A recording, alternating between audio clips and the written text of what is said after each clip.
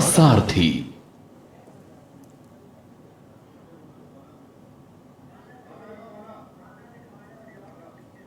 नमस्कार, स्वागत है आपका। आप देख रहे हैं के न्यूज। मैं हूं आपके साथ हारिस। इस वक्त बांदा से बड़ी खबर सामने आ रही है, जहां पर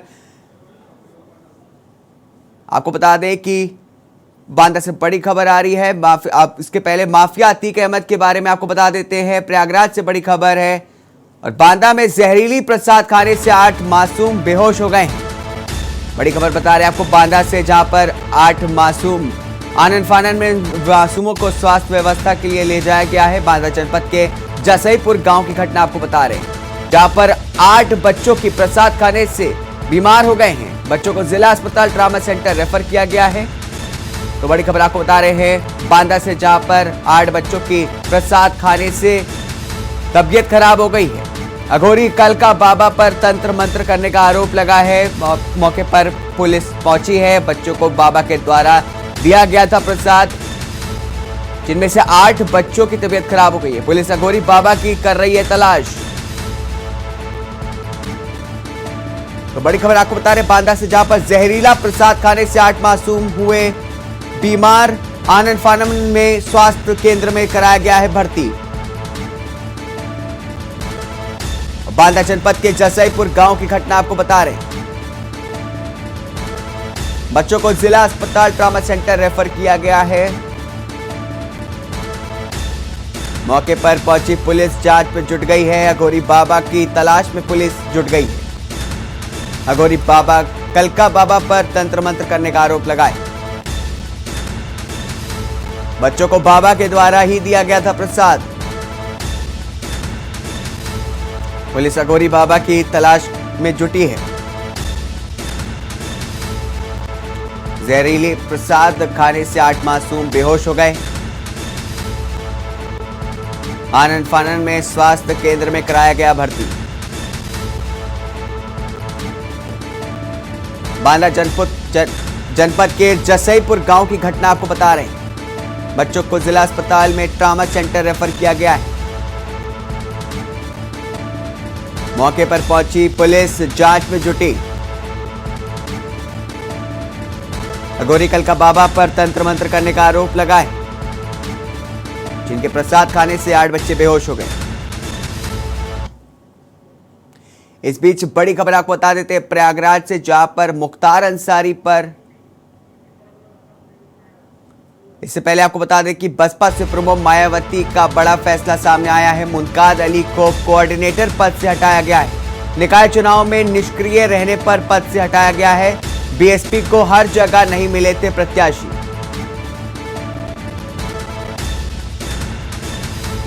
बीएसपी को हर जगह प्रत्याशी नहीं मिले, इसके लिए बसपा सुप्रीमो ने बड़ा कदम उठाया है। बसपा सुप्रीमो मायावती ने बड़ा फैसला लिया है। मुनकाद अली को कोऑर्डिनेटर पद से हटा दिया है। निकाय चुनाव में निष्क्रिय रहने पर पद से हटाया। बीएसपी को हर जगह प्रत्याशी नहीं मिले। बसपा सुप्रीमो मायावती का बड़ा फैसला, मुनकाद अली को कोऑर्डिनेटर पद से हटा दिया है, क्योंकि बसपा को हर जिले में उसके प्रत्याशी नहीं मिल पा रहे।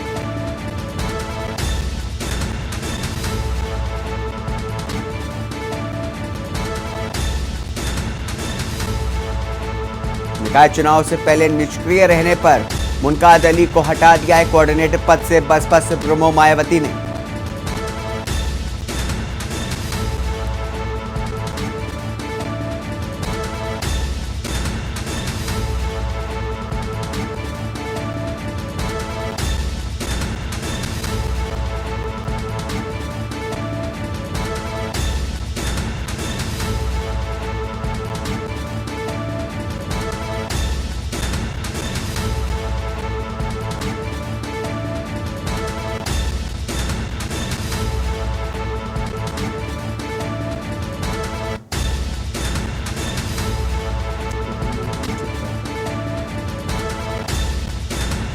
तो बड़ी खबर आपको बता रहे हैं, बीएसपी सुप्रीमो मायावती ने बड़ा फैसला लेते हुए मुनकाद अली को कोऑर्डिनेटर पद से हटा दिया है।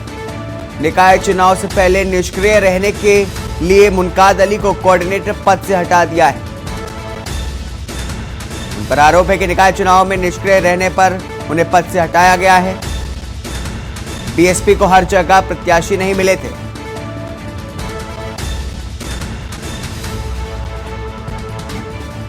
आपको बता दें कि जिस तरीके से बसपा तमाम फैसले ले रही है निकाय चुनाव से पहले, मुनकाद अली को हटा दिया है कोऑर्डिनेटर पद से।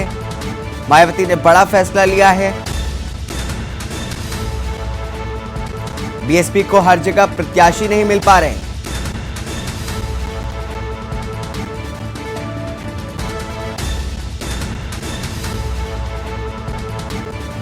मुनकाद अली को कोऑर्डिनेटर पद से हटाया। निकाय चुनाव में निष्क्रिय रहने पर पद से हटाया गया है। बीएसपी को हर जगह प्रत्याशी नहीं मिल पा रहे हैं। बसपा सुप्रीमो मायावती का बड़ा फैसला, मुनकाद अली को कोऑर्डिनेटर पद से हटाया।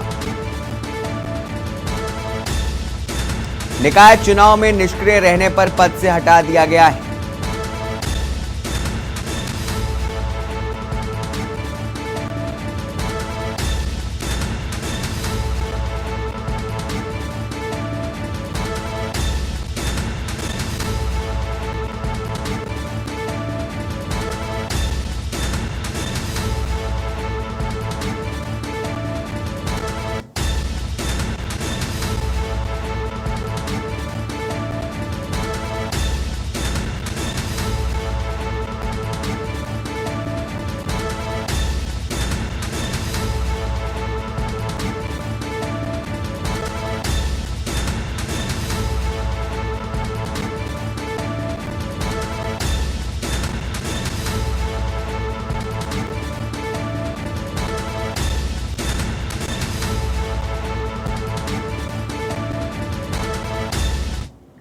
रुकेंगे एक छोटे से ब्रेक के लिए। ब्रेक के बाद हाजिर होंगे अन्य खबरों के साथ। आप खबरों का सारथी। वह आपको बता दें कि बसपा सुप्रीमो मायावती का बड़ा फैसला सामने आया है। निकाय चुनाव में निष्क्रिय रहने पर मुनकाद अली को पद से कोऑर्डिनेटर के पद से हटा दिया गया है। बीएसपी को हर जगह प्रत्याशी नहीं मिले थे, जिसकी वजह से मुनकाद अली को पद से हटा दिया गया। बसपा सुप्रीमो मायावती ने बड़ा फैसला लेते हुए मुनकाद अली को कोऑर्डिनेटर पद से हटा दिया है। कहा जा रहा है कि निकाय चुनाव से पहले निष्क्रिय रहने पर उन्हें पद से हटाया गया है। बीएसपी को हर जगह प्रत्याशी नहीं मिले थे। बसपा सुप्रीमो मायावती का बड़ा फैसला, मुनकाद अली को कोऑर्डिनेटर पद से हटाया। निकाय चुनाव में निष्क्रिय रहने पर उन्हें पद से हटाया गया है। बीएसपी को हर जगह प्रत्याशी नहीं मिले थे, इसकी वजह से मुनकाद अली को हटा दिया गया है कोऑर्डिनेटर पद से। कहा जा रहा है कि निकाय चुनाव से पहले निष्क्रिय रहने के लिए उनको कोऑर्डिनेटर पद से हटाया गया है। तो मायावती ने बड़ा फैसला लेते हुए मुनकाद अली को कोऑर्डिनेटर पद से हटा दिया है। बीएसपी को हर जगह प्रत्याशी नहीं मिल रहे हैं। तो आप देख सकते हैं कि किस तरीके से निकाय चुनाव से ठीक पहले मायावती सक्रिय हो गई हैं। उन्होंने बड़े बड़े फैसले लेने शुरू कर दिए हैं। बसपा, इसलिए कहा जा सकता है कि बसपा जो है वो निकाय चुनाव में अपना दम दिखाने के लिए तैयार है। बड़ा फैसला लेते हुए मुनकाद अली को कोऑर्डिनेटर पद से हटाया गया है। बीएसपी सुप्रीमो मायावती ने बड़ा फैसला लिया है।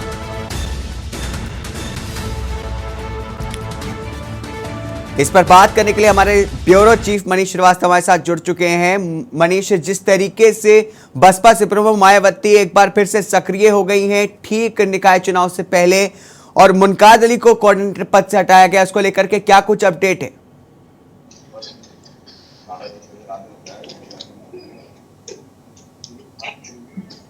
मनीष, आप हमें सुन पा रहे हैं?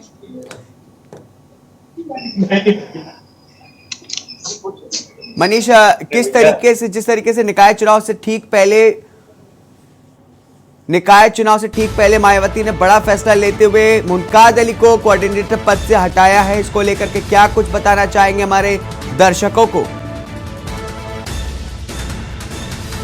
मनीष से हमारा संपर्क नहीं हो पा रहा है। जब तक आपको बता देते हैं कि बसपा सुप्रीमो मायावती ने बड़ा फैसला लेते हुए मुनकाद अली को कोऑर्डिनेटर पद से हटाया गया है। निकाय चुनाव में निष्क्रिय रहने पर पद से हटाया गया है, ऐसा बताया जा रहा है। आपको बता दें कि बीएसपी को हर जगह प्रत्याशी नहीं मिल रहे, तो बड़ा फैसला बसपा सुप्रीमो मायावती ने लिया है।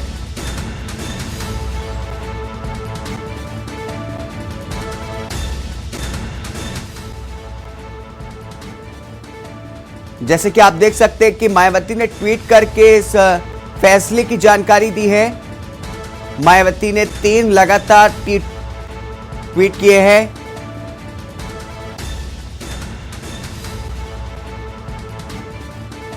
तो आप देख सकते हैं कि किस तरीके से मायावती ने ट्वीट करके इसकी जानकारी दी है।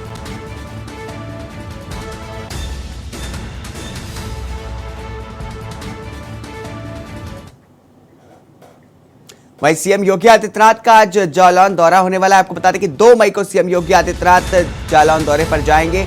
डीएम ने सुरक्षा व्यवस्था का लिया जायजा। उरई के राजकीय इंटर कॉलेज का निरीक्षण किया गया है। बीजेपी प्रत्याशियों के लिए करेंगे जनसभा को संबोधित। तो बता दें कि डीएम का प्रस्तावित दौरा है जालौन में। आपको बता दें कि सीएम योगी आदित्यनाथ जालौन जाएंगे। इस बीच उरई के राजकीय इंटर कॉलेज का निरीक्षण किया गया है। 2 मई को सीएम योगी का जालौन दौरा रहेगा। इसको लेकर के तमाम सुरक्षा व्यवस्था का जायजा लिया गया है खुद डीएम द्वारा। उरई के राजकीय इंटर कॉलेज का निरीक्षण किया है डीएम ने। बीजेपी प्रत्याशियों के लिए जनसभा को संबोधित करेंगे सीएम योगी आदित्यनाथ। सीएम योगी आदित्यनाथ का जालौन दौरा होने वाला है, 2 मई को प्रस्तावित है। आपको बता दें कि इसके मद्देनजर सारे सुरक्षा व्यवस्था की गई है। उसका निरीक्षण करने के लिए खुद डीएम पहुंचे थे। उन्होंने खुद ही सुरक्षा व्यवस्था का जायजा लिया। आपको बता दें कि उरई के राजकीय इंटर कॉलेज का निरीक्षण किया है। वहीं यूपी प्रभारी राधा मोहन आज बाराबंकी अयोध्या जाएंगे। सुबह 11 बजे हलवासिया चुनाव कार्यालय में बैठक होगी। दोपहर 2 बजे राजकमल रोड बाराबंकी में लेंगे बैठक। 5:30 बजे मणिराम दास छावनी अयोध्या में बैठक करेंगे।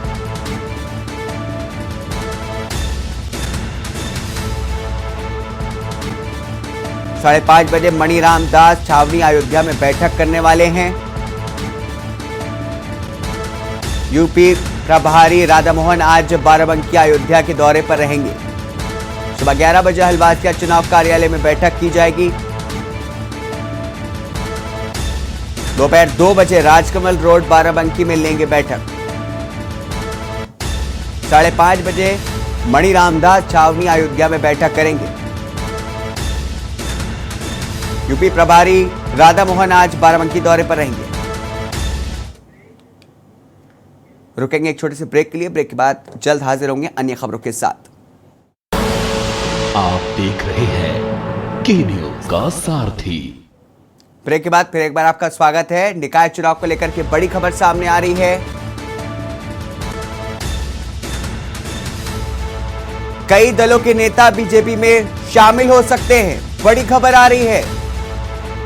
आपको बता दें कि डिप्टी सीएम ब्रजेश पाठक की पहल के बाद कई दलों के नेता बीजेपी में शामिल हो सकते हैं। कई नेताओं को बीजेपी में शामिल करेंगे खुद डिप्टी सीएम ब्रजेश पाठक। निकाय चुनाव को लेकर के बड़ी खबर आपको बता रहे हैं। कई दलों के नेता बीजेपी में शामिल हो सकते हैं।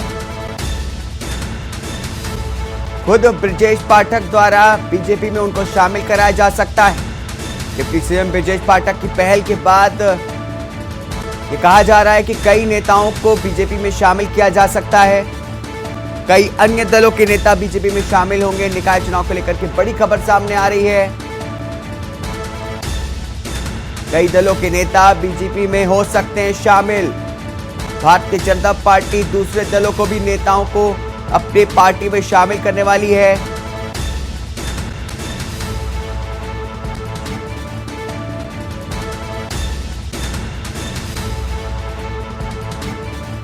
इस पर बात करने के लिए हमारे ब्यूरो चीफ मनीष श्रीवास्तव खुद बीजेपी कार्यालय से हमारे साथ इस समय मौजूद है। मनीष, किस तरीके से देखा जा रहा है कि निकाय चुनाव को लेकर के बड़ी खबर सामने आ रही है जिसमें कई दलों के नेताओं को बीजेपी में शामिल किया जा रहा है, तो किन दलों के नेताओं को बीजेपी अपनी पार्टी में शामिल करने वाली है?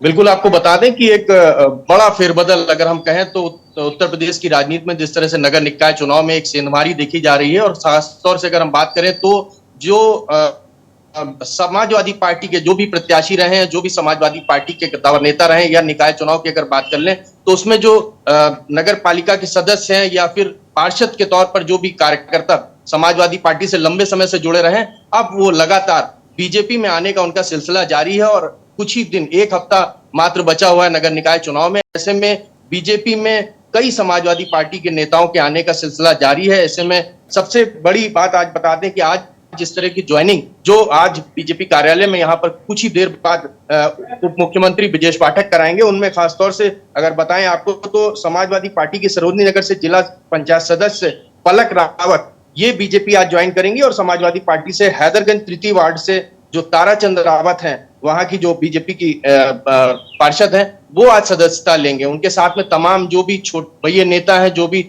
निकाय चुनाव से संबंधित जो भी क्षेत्रीय दल हैं, वो कई लोगों की आज बीजेपी में सदस्यता लेने की उम्मीद जताई जा रही है। और कुछ ही देर बाद, अब से कुछ ही देर बाद उप मुख्यमंत्री ब्रजेश पाठक बीजेपी कार्यालय पहुंचेंगे। यहाँ पर मीडिया का जमावड़ा आ चुका है, लेकिन जो बड़ा नाम एक बताया जा रहा था कि शिवपाल यादव के करीबी प्रसपा से जो मुन्ना है, उनकी ज्वाइनिंग को लेकर के यह चर्चाएं थी, लेकिन खबरें ऐसी आ रही हैं कि वो उनकी ज्वाइनिंग कल होगी यहाँ पर बीजेपी कार्यालय में। उसी की ज्वाइनिंग को लेकर के बड़ा नाम उन्हीं का था जो आज बीजेपी ज्वाइन कर सकते थे।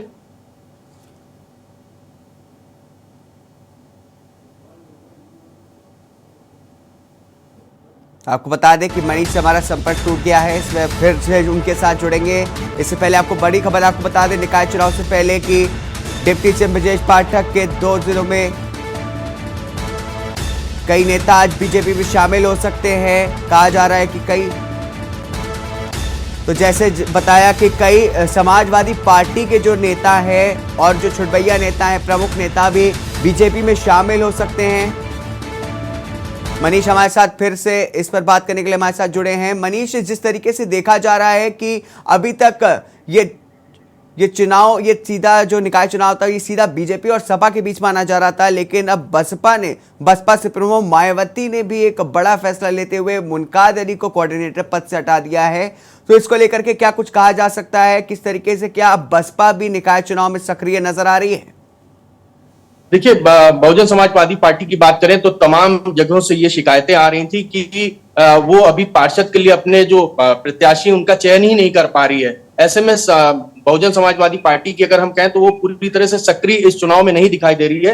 हालांकि कांग्रेस और बसपा कहीं ना कहीं बैकफुट पर है, लेकिन जो जमीन पर उतर के सीधे निकाय चुनाव में जो टक्कर ले रहा है बीजेपी से, वो समाजवादी पार्टी दल को ही मुख्यतः कहा जा सकता है। ऐसे में जो भी शिकायतें मिल रही है कोऑर्डिनेटर के रूप में, जो भी शिकायतें बसपा सुप्रीमो तक पहुंच रही हैं, वो अब एक्शन के मूड में है, क्योंकि निकाय चुनाव में मात्र एक हफ्ते का वक्त बचा हुआ, और ऐसे में कई ऐसे क्षेत्र हैं जहां पर अभी तक बसपा अपने प्रत्याशी नहीं घोषित कर पाई है। ये तमाम अटकलें इस समय सियासी गलियारों में है। इसी को लेकर के बसपा सुप्रीमो ने एक बड़ा एक्शन लिया है। शायद यही एक कारण है जिसकी वजह से अब जो समाजवादी पार्टी में जिस तरह से सेंधमारी हो रही है, उससे उम्मीद यही जताई जा रही है कि नगर निकाय चुनाव में आने वाले समय में बीजेपी कहीं ना कहीं जो शहर की सरकार है उसको बनाने में कामयाब हो जाएगी। जी मनीष, जिस तरीके से मायावती सक्रिय हो रही हैं, तो क्या इससे फायदा बसपा को मिलता दिखाई दे रहा? बसपा जिस तरीके से सक्रिय हो रही है, तो क्या भाजपा को इससे फायदा मिलेगा या सपा को फायदा मिलेगा? किसको इसका नुकसान हो सकता है अगर ये मुकाबला त्रिकोणीय होता है तो?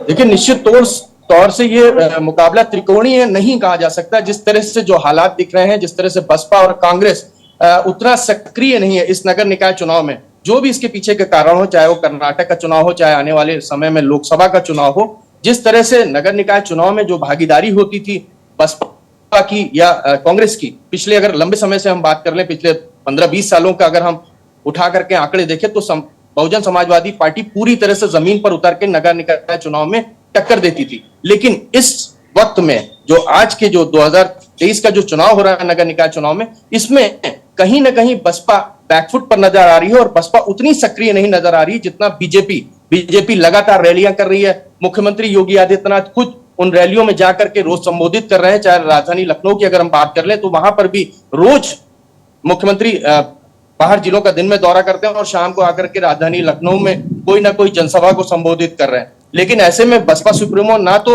वो बाहर निकल करके जनता से मिल रही हैं, ना उनके बड़े किसी नेता, कोई भी इस तरह का नेता है जो आकर के जनसभाओं को संबोधित कर रहा हो। तो ये एक बड़ा प्रश्न चिन्ह उठता है कि आखिर इतनी शिथिलता क्यों, आखिर इतना बैकफुट पर क्यों आ गई है बसपा, क्यों नहीं आकर के वो नगर निकाय चुनाव में अपनी भागीदारी दिखाना चाह रही है या अपने जो भी उसके प्रत्याशी हैं उनको कहीं ना कहीं उनका मनोबल क्यों नहीं बढ़ा रही है। यही एक मुख्य कारण है कि लगातार सेंधमारी हो रही है, चाहे वो समाजवादी पार्टी में हो, चाहे वो बहुजन समाजवादी पार्टी में हो।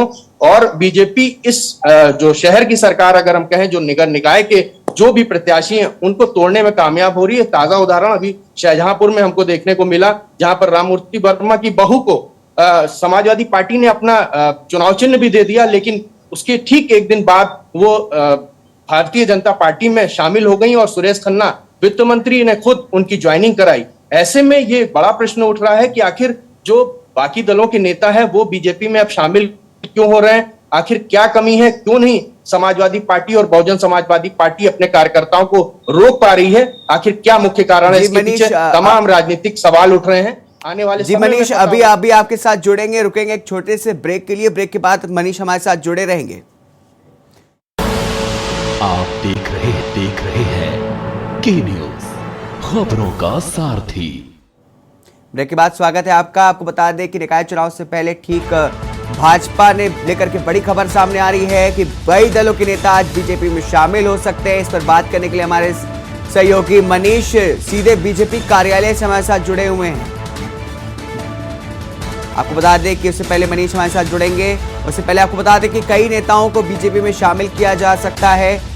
बताया जा रहा है कि समाजवादी पार्टी के कई बड़े नेता और उनके जो साथ के जो कार्यकर्ता हैं वो भाजपा से जुड़ सकते हैं। कई दलों के नेता बीजेपी में शामिल हो सकते हैं। खुद ब्रजेश पाठक की पहल के बाद ये देखने को मिल सकता है कि आज कई बड़े नेता, कई अन्य दलों के बड़े नेता बीजेपी में शामिल हो सकते हैं।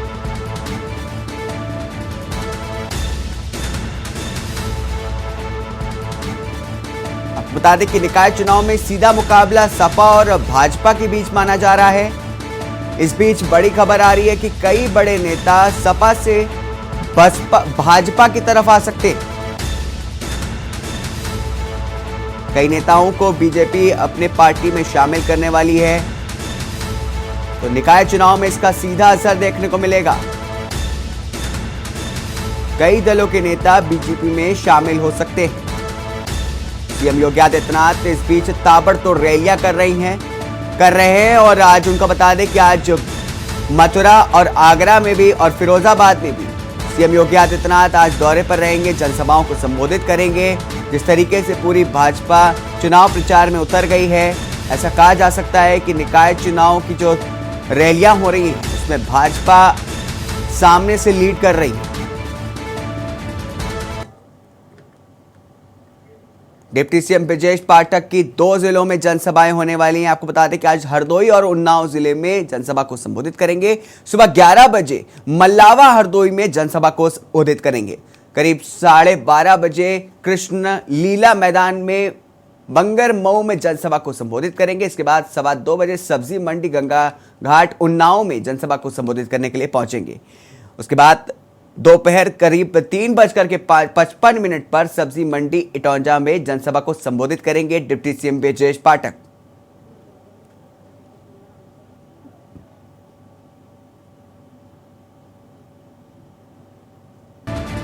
आपको बता दें कि लखनऊ डिप्टी सीएम ब्रजेश पाठक आज जनसभा को संबोधित करने वाले हैं। आज हरदोई और उन्नाव जिले में जनसभा को संबोधित करने के लिए डिप्टी सीएम ब्रजेश पाठक पहुंचेंगे। सुबह 11 बजे मल्लावा हरदोई में जनसभा को संबोधित करेंगे।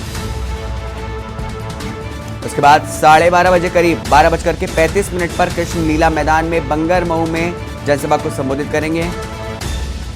सुबह 11 बजे मल्लावा हरदोई में जनसभा को संबोधित करेंगे। करीब 12:35 पर कृष्ण लीला मैदान बांगर मऊ में जनसभा को संबोधित करेंगे।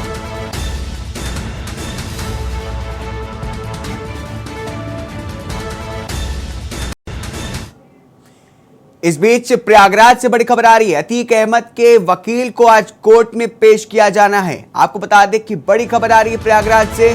उमेश पाल मर्डर केस से जुड़ी बड़ी खबर आपको बता रहे हैं। अतीक के वकील को आज कोर्ट में पेश किया जाएगा। खान शौलत हनीफ को आज कोर्ट में पेश किया जाना है।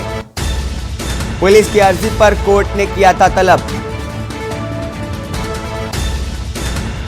खान शौलत हनीफ को आज कोर्ट में पेश किया जाना है। आपको बता दें कि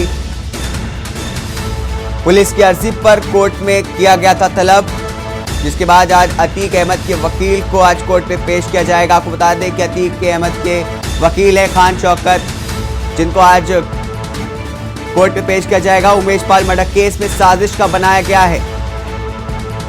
उमेश पाल मर्डर केस से जुड़ी बड़ी खबर आपको बता रहे हैं। अतीक के वकील को आज कोर्ट में पेश किया जाना है। खान शौलत हनीफ को आज कोर्ट में पेश किया जाएगा। पुलिस की अर्जी पर कोर्ट ने किया था तलब। खान शौलत हनीफ को आज कोर्ट में पेश किया जाएगा। पुलिस की अर्जी पर कोर्ट ने किया था तलब। इस पर बात करने के लिए हमारे सहयोगी राहुल मिश्रा हमारे साथ प्रयागराज से जुड़ गए हैं। राहुल, जिस तरीके से अब आज कहा जा रहा है कि अतीक अहमद के जो वकील है उनको आज कोर्ट में पेश किया जाएगा, इसको लेकर के क्या कुछ अपडेट देना चाहेंगे? जी, आपसे बता दें कि खान शौकत अली जो है वकील क्या कहे, वकील के साथ साथ वो साजिशकर्ता भी है और कहीं ना कहीं उमेश पाल हत्याकांड में उनका जो सहयोग था, जैसे सब जितने अतीक के घर वाले थे वैसे कहीं न कहीं इन्होंने सहयोग उमेश पाल हत्याकांड में गए फोटो अपने मोबाइल से व्हाट्सएप के जरिए फोटो जो उमेश का भेजने के कारण जो पुलिस ने इन्हें अरेस्ट किया। अरेस्ट करने के बाद इन्हें सजा सुनाई दी गई है। वहीं पर आज कोर्ट में पेशी है। पेशी के दौरान देखा जाता है कि क्या होता है, ये तो कोर्ट ही करेगी। जी, तो किस तरीके से उन पर कार्रवाई की जाएगी और किस तरीके से बताया जा रहा है कि उनका जो उमेश पाल मर्डर केस था उसमें उनकी क्या भूमिका थी जिसकी वजह से आज पुलिस ने उनको कोर्ट में पेश करेगी और क्या कुछ उनसे पूछताछ की जा सकती है, क्या उनके सवाल होंगे?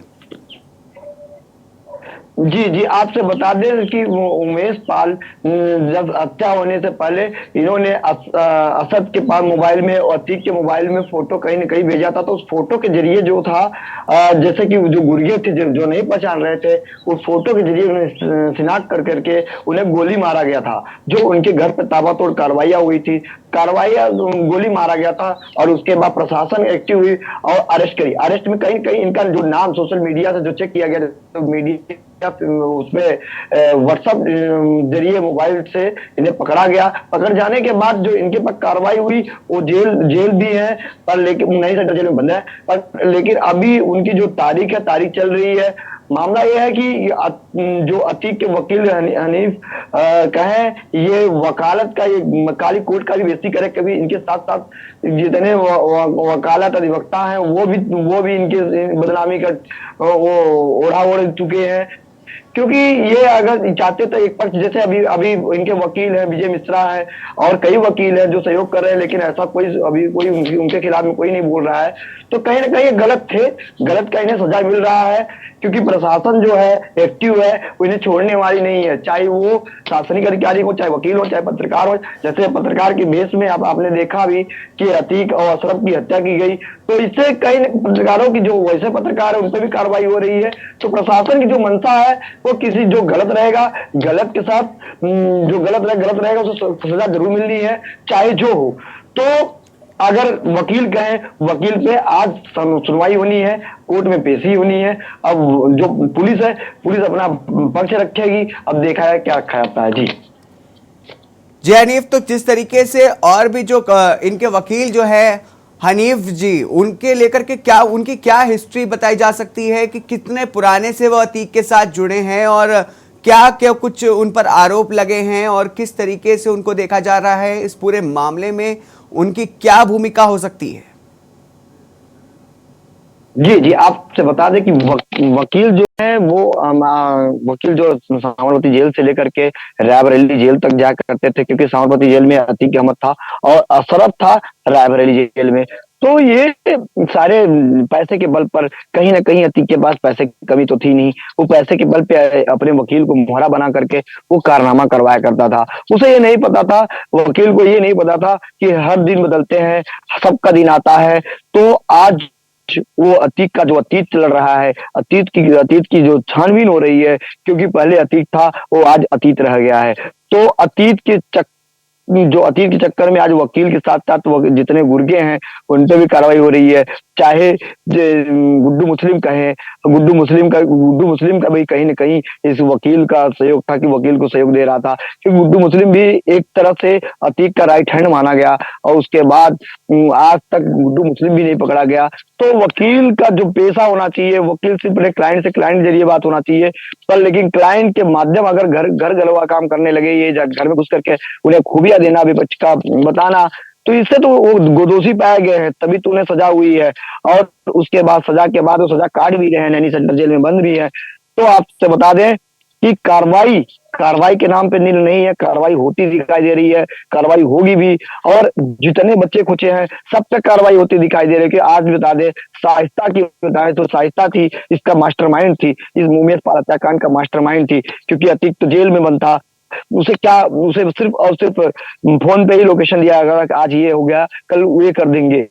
तो कहीं ना कहीं शाइस्ता और गुड्डू मुस्लिम, इनका वकील ही उमेश पाल हत्याकांड में मेन माना गया, इन्हीं के हाथ था।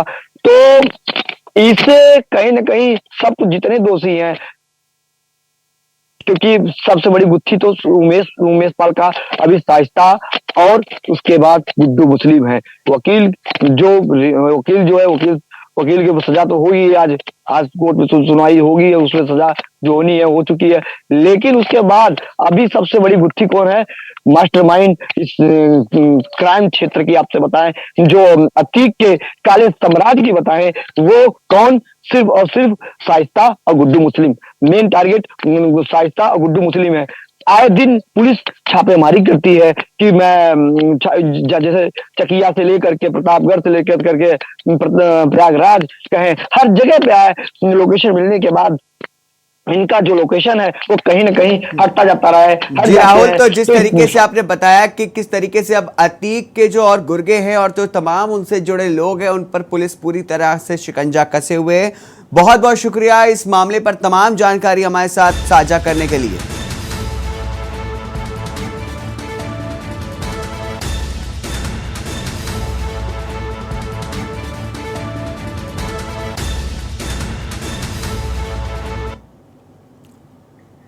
इस बीच यूपी अध्यक्ष भूपेंद्र चौधरी का बाराबंकी अयोध्या दौरा होने वाला है आज। आपको बता दें कि लखनऊ बीजेपी मेयर प्रत्याशी चुनाव कार्यालय में लेंगे बैठक। दोपहर 2 बजे सुमित्रा लॉज बाराबंकी में बैठक ली जाएगी। शाम 5:30 बजे छावनी सभागार अयोध्या में बैठक करेंगे।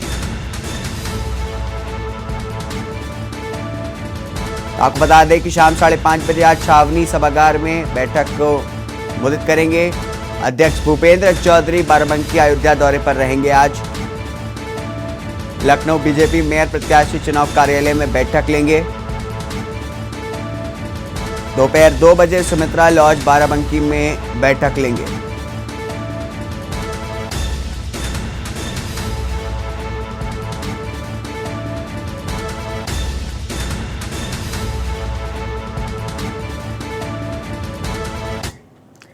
रुकेंगे एक छोटे से ब्रेक के लिए। ब्रेक के बाद जल्द हाजिर होंगे अन्य खबरों के साथ। आप देख रहे हैं के न्यूज, खबरों का सारथी। खबरों का सारथी। ब्रेक के बाद फिर एक बार आपका स्वागत है। डिप्टी सीएम केशव प्रसाद मौर्य का आज सहारनपुर दौरा होने वाला है। सहारनपुर के नकुड़ में जनसभा को संबोधित करेंगे। नगर निकाय चुनाव को लेकर के जनसभा को संबोधित करेंगे। जीत का मंत्र देंगे। डिप्टी सीएम केशव प्रसाद मौर्य दौरे को लेकर के प्रशासन तैयारियों में जुट गया है। तो जिस तरीके से आपको दिखा रहे हैं कि नगर निकाय चुनाव को लेकर के तमाम बीजेपी के जो नेता हैं वो जनसभाओं को संबोधित करने के लिए आज दौरे पर जा रहे हैं। यूपी के अन्य विभिन्न जिलों में सहारनपुर के नकुड़ में आज जनसभा को संबोधित करने के लिए डिप्टी सीएम ब्रजेश पाठक पहुंचने वाले हैं और नगर निकाय चुनाव को लेकर के जनसभा को संबोधित किया जा रहा है। जीत का मंत्र देने के लिए डिप्टी सीएम केशव प्रसाद मौर्य पहुंचने वाले हैं। आपको बता दें, वहीं इस बीच अतीक के बेटों व गुर्गों के खिलाफ मुकदमा दर्ज किया गया है। बिल्डर मोहम्मद मुस्लिम के दर्ज कराया है मुकदमा। अतीक के बेटे उमर अली गुर्गे असद पर कालिया पर केस दर्ज किया गया है। एहतशाम, नुसरत और अजय के खिलाफ भी मुकदमा दर्ज किया गया है। पुलिस ने मोहम्मद मुस्लिम की तहरीर पर दर्ज किया है केस। मोहम्मद मुस्लिम ने अतीक के बेटों पर लगाया था आरोप। अतीक के बेटों के इशारों पर गुर्गे ने उससे रंगदारी मांगी है। पुलिस ने मोहम्मद मुस्लिम को हिरासत में ले लिया गया था।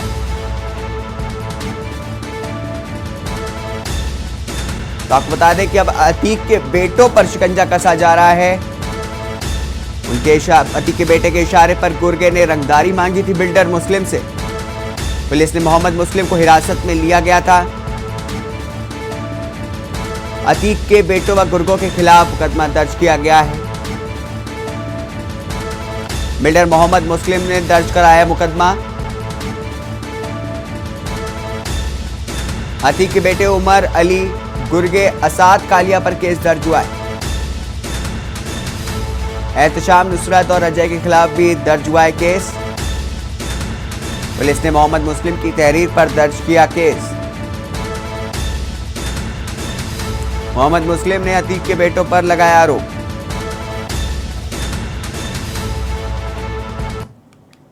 इस बीच मुख्तार अंसारी की मुश्किलें बढ़ गई हैं। गैंगस्टर एक्ट के केस में सुनवाई हो रही है।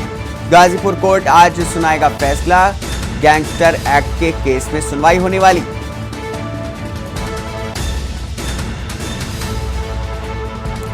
गाजीपुर कोर्ट आज सुनाएगा फैसला।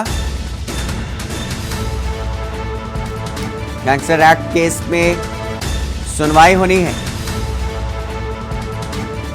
मुख्तार अंसारी की मुश्किलें बढ़ती नजर आ रही हैं। एक के बाद एक उन पर कई मुश्किलें आती दिख रही हैं। गैंगस्टर एक्ट के केस में उन पर सुनवाई होने वाली है आज। गाजीपुर कोर्ट आज सुनाएगा फैसला।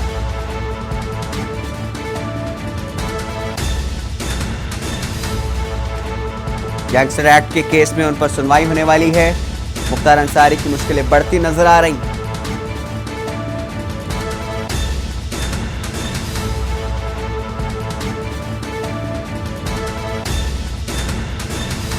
तो बड़ी खबर आपको बता रहे हैं, मुख्तार अंसारी की बढ़ती मुश्किलें। गाजीपुर कोर्ट आज उन पर सुनवाई करेगा। गैंगस्टर एक्ट केस में सुनवाई होनी है। लगातार मुख्तार अंसारी की जो मुश्किलें हैं वो बढ़ती जा रही।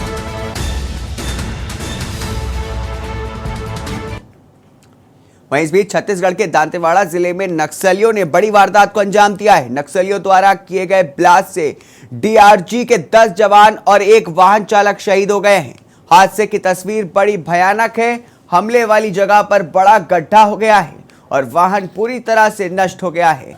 जिला मुख्यालय दांतेवाड़ा से लगभग 54 किलोमीटर दूरी पर सर्चिंग ऑपरेशन से वापसी के दौरान जगरगुंडा मार्ग थाना अरनपुर पर दुर्घटना हुई। आपको बता दें कि सभी जवान सुबह ऑपरेशन के बाद वापस कैंप लौट रहे थे और तभी नक्सलियों ने बस को आते देख आईईडी ब्लास्ट किया है, जिसके बाद नक्सलियों ने जवानों पर फायरिंग भी की। नक्सली हमले में प्रधान आरक्षक क्रमांक 74 जोगा सोड़ी, प्रधान आरक्षक क्रमांक 965 मुन्नाराम कड़ती, प्रधान आरक्षक क्रमांक 901 संतोष तामो, नव आरक्षक क्रमांक 542 दुलगो मंडावी, नव आरक्षक क्रमांक 279 लखमू मरकाम, नव आरक्षक क्रमांक 580 जोगा कवासी, नव आरक्षक क्रमांक 888 हरिराम मंडावी, गोपनीय सैनिक राजू राम करटम, गोपनीय सैनिक जयराम पोड़ियाम,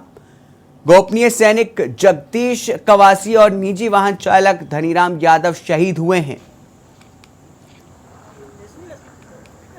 जिला दंतेवाड़ा के थाना अरनपुर क्षेत्र में पूर्व हिडमा इलाका में दरबा डिवीजन माओवादी कैडर्स का उपस्थिति के पश्चात दंतेवाड़ा डीआरजी द्वारा एक अभियान संचालित की गई थी। अभियान के पश्चात तब जिला मुख्यालय दंतेवाड़ा वापस लौटा थे। इस दौरान आरनपुर एवं समेली के बीच में डीआरजी गाड़ी को आईडी के माध्यम से महोदय द्वारा टारगेट की गई। उस घटना में हमारे एक वाहन आईडी के चपेट में आ गए थे। उसमें 10 डीआरजी जवान एवं एक सिविलियन ड्राइवर कुल 11 लोग का शहादत होगी। अतिरिक्त रीइंफोर्समेंट पार्टी सीआरपीएफ एवं डीआरजी घटनास्थल पहुंच गई है। अभी घटनास्थल से सभी शहीदों का बॉडी को इवैक्यूएशन का कार्रवाई की जा रही है। स्पॉट में सीनियर ऑफिसर्स का भी अभी पहुंच गए हैं। अभी लगातार सर्चिंग अभियान जारी है और घटनास्थल की जो निरीक्षण के पश्चात और संपूर्ण विवरण प्राप्त हो सकता है। रुकेंगे एक छोटे से ब्रेक के लिए। ब्रेक के बाद अन्य खबरों के साथ हाजिर होंगे। आप देख रहे हैं के न्यूज, खबरों का सारथी। ब्रेक के बाद स्वागत है आपका। भारतीय जनता पार्टी के छत्तीसगढ़ प्रदेश प्रभारी ओम माथुर आज से 3 दिवसीय बस्तर दौरे पर हैं। इस दौरान कोंडागांव आगमन पर भारतीय जनता पार्टी के कार्यकर्ताओं ने मोटरसाइकिल रैली रायपुर नाका से होते हुए रेस्ट हाउस पहुंची।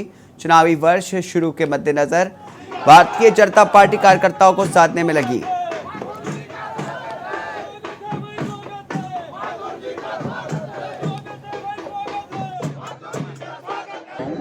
ये दौरा पूर्ण रूप में संगठनात्मक दौरा है। बूथ से लगाकर जिला तक, मंडल तक और प्रदेश तक सारी कमेटियों को सक्रिय करना। मात्र बूथ के हमारे, जैसे हम लोग कहते हैं बूथ जीता चुनाव जीता, उस निमित्त ये दौरा है कि एक बार हमारे नीचे की सारी समितियों को पूर्ण रूप में सक्रिय करने के नाते। समय काफी नजदीक है सर, चुनाव पहुंचने वाले हैं 6 महीने। देखिए, भारतीय जनता पार्टी एक चुनाव पूरा होते अगले चुनाव की तैयारी में लग जाती है। छत्तीसगढ़ के प्रभारी ओम माथुर जी का आगमन आज कोंडागांव की धरा पे आगमन हुआ है और हमारे सारे कार्यकर्ताओं से भेंट मुलाकात करके आने वाले चुनाव में कैसे रणनीति बनाई जाए और कैसे भारतीय जनता पार्टी का पक्ष फहराया जाए, इस विषय में विस्तार से चर्चा हुई है। चर्चा हुई इन सारे विषयों पे और इसी उद्देश्य को लेकर आज यहाँ। वहीं एंकर जिला प्रशासन कोंडागांव बच्चों की प्रतिभा निखारने हेतु समर कैंप का आयोजन कर रही है। 20 दिवसीय इस प्रशिक्षण को शुरुआत 1 मई से होने जा रही है। कैंप में प्रतिभाग के इच्छुक बच्चे 1 मई को विवेकानंद स्कूल में एंट्री करा सकते हैं। कार्यक्रम का आयोजन ब्लॉक स्तर पर सभी विवेकानंद स्कूलों में किया जाना है। पिछले वर्ष 400 से ज्यादा स्कूली बच्चों ने भाग लिया था। जिला प्रशासन ने 1200 बच्चों का लक्ष्य तय किया है। साथ ही बच्चों को शिक्षा के साथ ही अन्य गतिविधियों से जोड़ने के लिए जिला प्रशासन की पहल पर यह आयोजन किया जा रहा है। समर कैंप में डांस, तबला, क्राफ्ट के साथ ही नए विषय moral education, environmental education, social education को जोड़ा गया है। कैंप का उद्देश्य बच्चों को मोबाइल से दूर रखते हुए संस्कारों से जोड़ना है और अन्य गतिविधियों में रुचिकर बच्चों को आगे लाना मुख्य उद्देश्य है।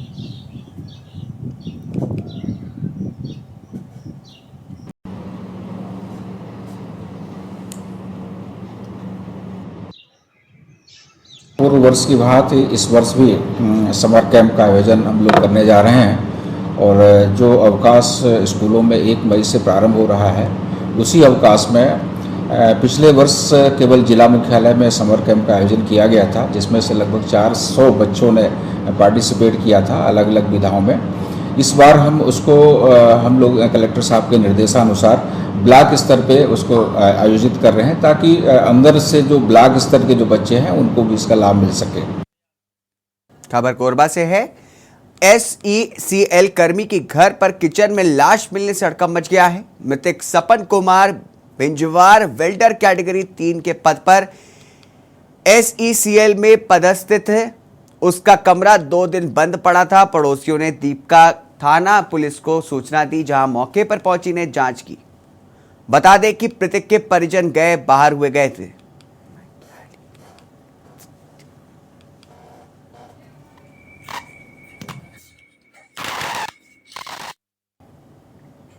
वही खबर छत्तीसगढ़ के शक्ति से है, जहां एक और जहां केंद्र सरकार नल जल योजना के लिए करोड़ों रुपए खर्च कर रही है ताकि हर घर पानी पहुंच सके, लेकिन शक्ति जिले में कुछ और ही देखने को मिल रहा है, जहां माल खरौदा जनपद पंचायत के अंतर्गत आने वाले ग्राम अमानदुला के बूढ़े बच्चे, महिलाएं सभी पानी की गंभीर समस्याओं से जूझ रहे हैं। जिनका कहना है कि इस तरह की समस्या से निजात के लिए ग्राम के सरपंच, जनपद सीईओ सहित अन्य जनप्रतिनिधि से अवगत करा चुके हैं। बावजूद इसके अभी तक कोई समाधान नहीं मिल पाया है। कैसे टाइप की समस्या बताना? हमारे पियो में पानी नहीं मिलते, न नहाओ में पानी नहीं मिलते। हमन सियान आदमी कहाँ ले जाबो पानी? हाँ तो हमन बने कर बोर चाहिए। तो कहाँ के रहकर संबंध में कौन कौन कहे शिकायत करेला गौटिया ला कहे हैं, अब गाँव के सरपंच वही छे तो हम बोले हैं तो आज काल बता दे। अगली बड़ी खबर कांकेर से है, जहां पर ठेल कबोड़ गांव में भोजन पानी की तलाश में एक बार फिर से रिहायशी इलाके में भालू आ जाने से स्थानीय निवासियों में भगदड़ मच गई। चोपड़ा बिल्डर मार्ट के कर्मचारियों ने भाग करके अपनी जान बचाई। भालू के रिहायशी क्षेत्र में आने से घटना को सीसीटीवी में कैद कर लिया गया है। आए दिन भालुओं के आतंक से रिहायशी क्षेत्रों में भय का माहौल है।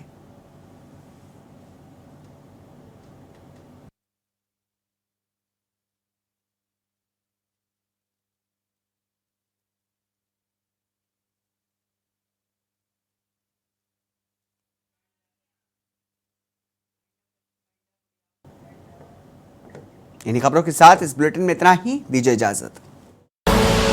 आप देख रहे हैं के न्यूज, खबरों